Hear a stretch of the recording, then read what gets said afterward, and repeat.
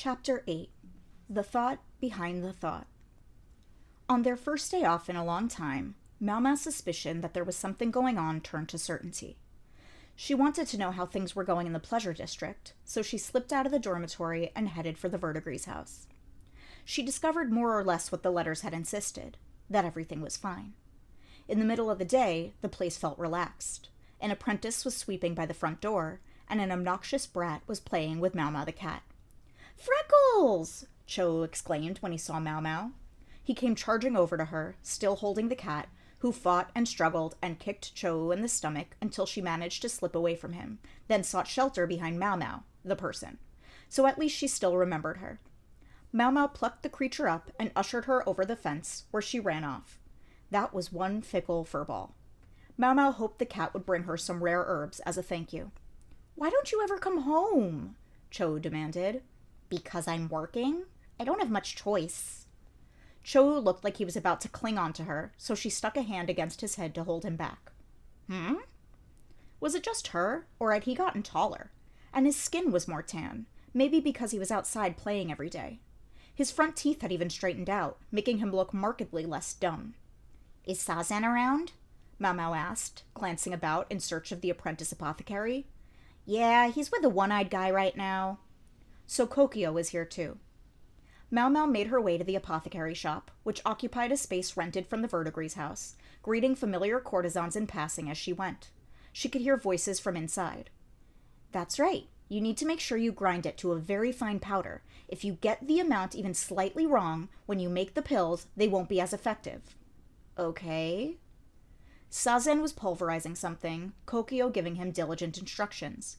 It was great that they were doing their jobs, but when she got a look at the two of them in the shop, her opinion quickly soured. It was hot, which explained why all the doors and windows were open, but that caused problems of its own. Several courtesans grinned as they watched the two men hard at work in these close quarters.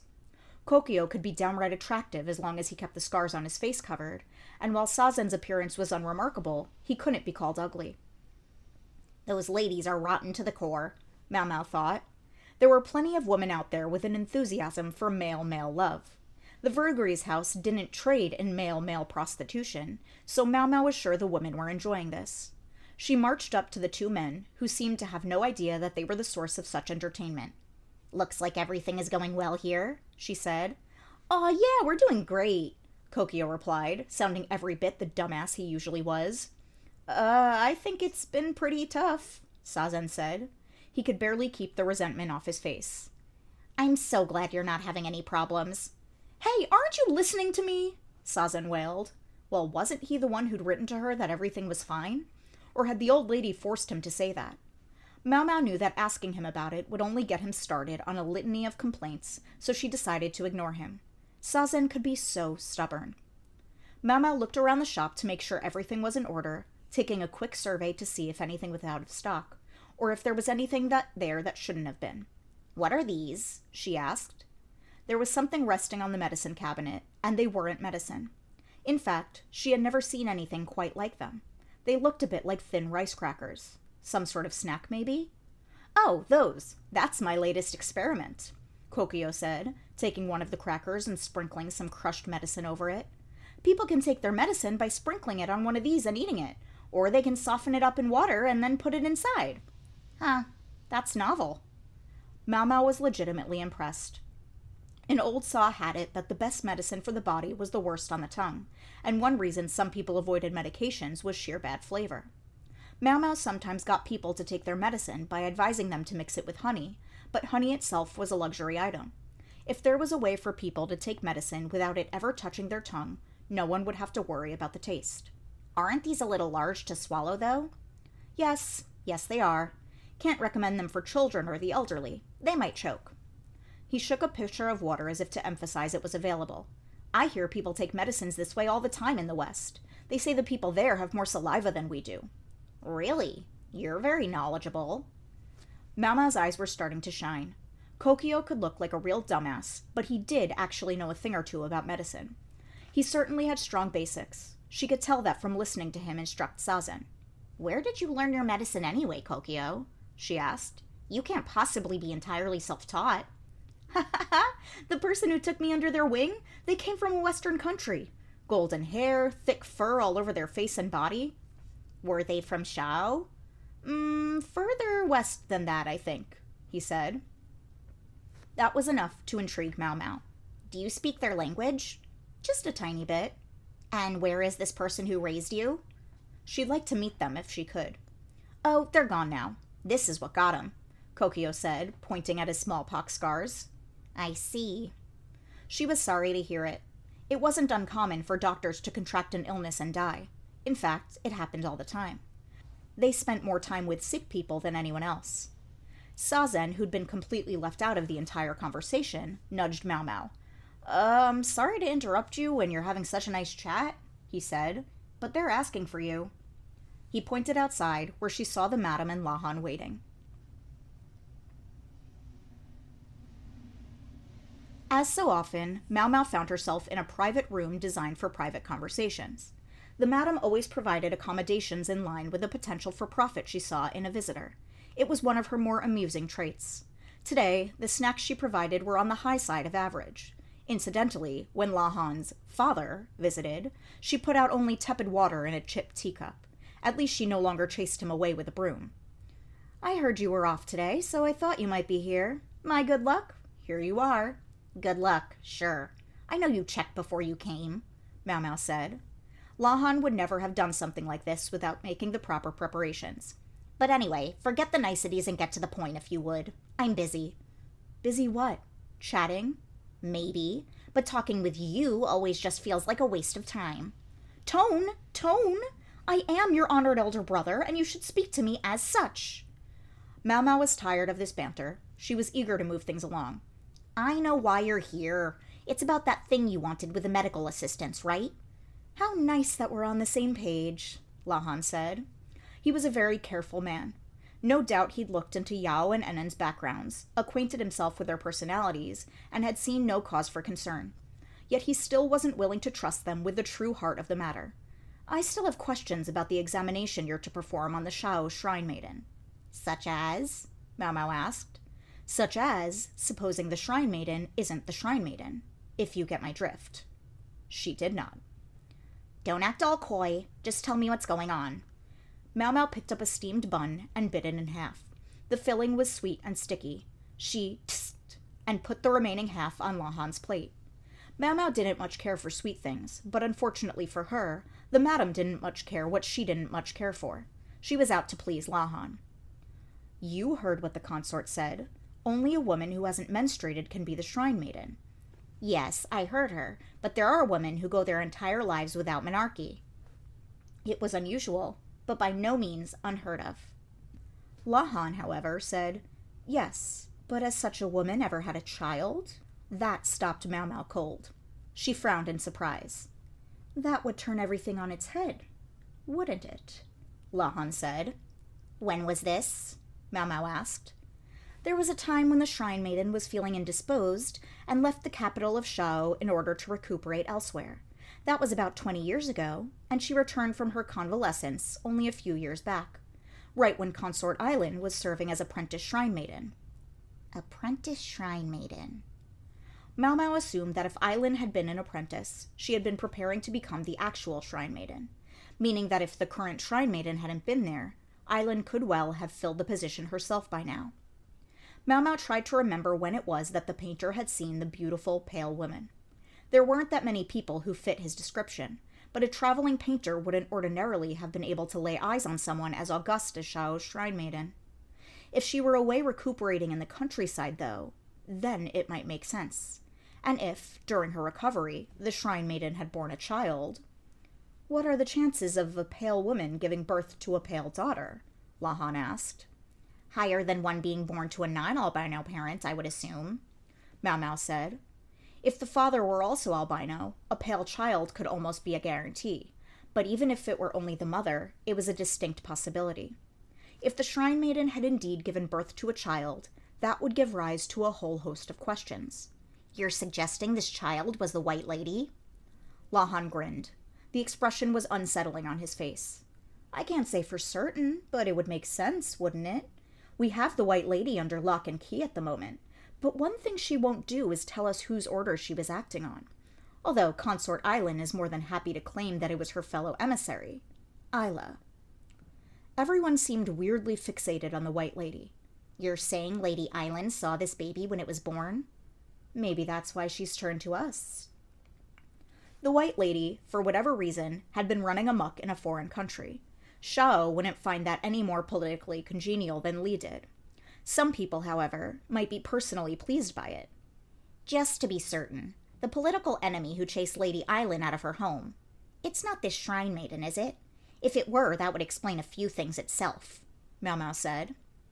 Island claimed that Isla was behind everything, but what if she herself was the one pulling the White Lady's strings, stirring up trouble in neighboring nations in order to bring down the pale shrine maiden whose position she begrudged? Ensuring that the shrine maiden wouldn't be in the way when, sooner rather than later, Ch8 had to rely on Li for help? Maybe Maomao was being asked to find out whether the White Lady was the shrine maiden's daughter, because such knowledge in itself would be a powerful trump card. She shook her head. Maybe I'm just overthinking things. But why, then, was she being asked to investigate this? For the time being, I'm acting on the assumption that Consort Island is telling the truth, Lahan said. I don't think she's hostile toward the shrine maiden, but she does want to find out whether the woman is hiding anything. Quite simply, she may be thinking that when the truth comes out, it will provide leverage she can use to get the shrine maiden on her side. She claims Isla unleashed the White Lady in order to undermine the shrine maiden, so she may well feel that the enemy of her enemy is her friend.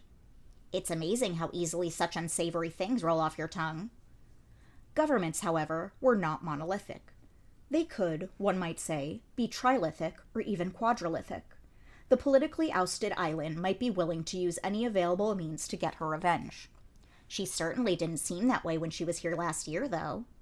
The two emissaries had come dressed in matching outfits, looking practically like twin sisters. Could so much have happened in just a year? Are you sure you're not just helping Lady Island because you have a soft spot for pretty women? Maomao asked. What a thing to accuse your honored elder brother of! She decided to ignore that. She didn't have time for this. In politics, you never knew who might become your enemy or when. Perhaps Island had entered the rear palace because she knew Li had apprehended the White Lady. If she succeeded in bringing the shrine maiden into her fold, did she mean to go back to Ch8? This is all so complicated. There were so many questions, so much room for doubt. Would she really share the truth about the White Lady so readily with someone from another country, even if it was to get the shrine maiden on her side? Didn't it stand to become a major headache for Ch8? I guess she has her own reasons. Even Maomao, who was not a political animal, understood one thing. Li couldn't just go executing the White Lady. That had to be her starting point for everything. Lahan, thankfully, appeared to realize what she was thinking. You don't seem to see what I'm getting at. Let me put it this way. If the White Lady is the shrine maiden's daughter, then as long as we have her in our custody, we have leverage over the shrine maiden, and we have a check on Isla, who chased Island out of Ch8. The White Lady was the key to the current international situation. Maomao frowned. You understand why I can't speak of this to anyone else? Presumably meaning Yao and Enen. That's no excuse for dragging me into it, Maomao said. She had half a mind to break his stupid spectacles. I was really worried about what I would do if you didn't pass our test. I guess I would have had to go to the Sui noble, but given her position, the hassle involved would have been unimaginable.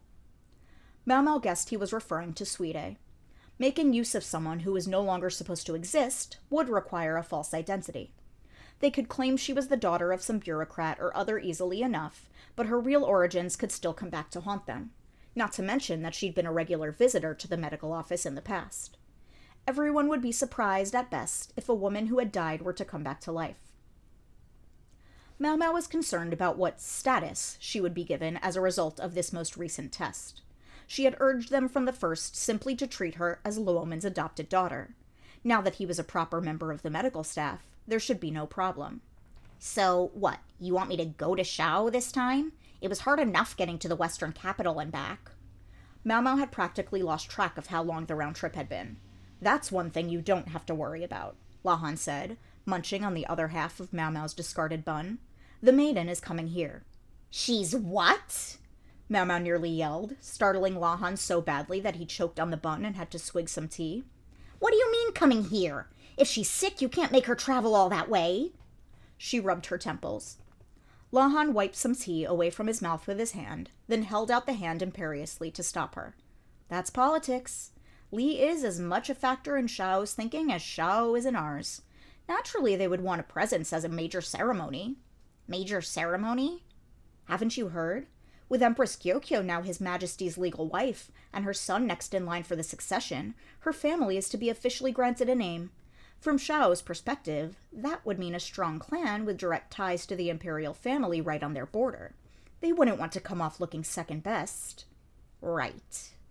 He was talking about the young prince's formal debut, an occasion significant enough that emissaries from other countries would be present.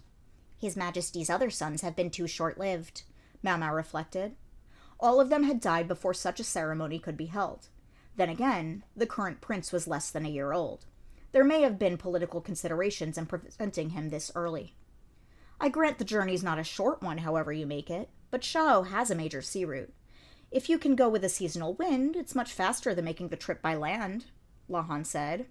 I'm still not sure. If anything were to happen to the Shrine Maiden while she was abroad, it was easy, and worrying, to imagine responsibility being foisted on the host country. Hosting foreign dignitaries almost carried such tasks. The dignitaries' political enemies might even see such moments as opportunities. If things went well, however, it would result in stronger ties with Ch8. I know you might not want to do this, but you have to. That's why I'm here. Asking. Maomao fell into a sullen silence, sipping her cold tea. She'd heard enough that she could no longer pretend to ignore the situation. Incidentally, this was Master Jinshi's idea. That bastard, Maomao thought. The words came dangerously close to making it out of her mouth, but she somehow forced them back down. With his social status being what it was, Jinshi couldn't personally involve himself in just anything, but Maomao wished he would spare a thought for those he troubled in his stead. I assume I'll be compensated for this work, Maomao said. Leave the negotiating to me. Lahan thumped his chest, the light glinting off his spectacles. If nothing else, Maomao knew she could trust him with this.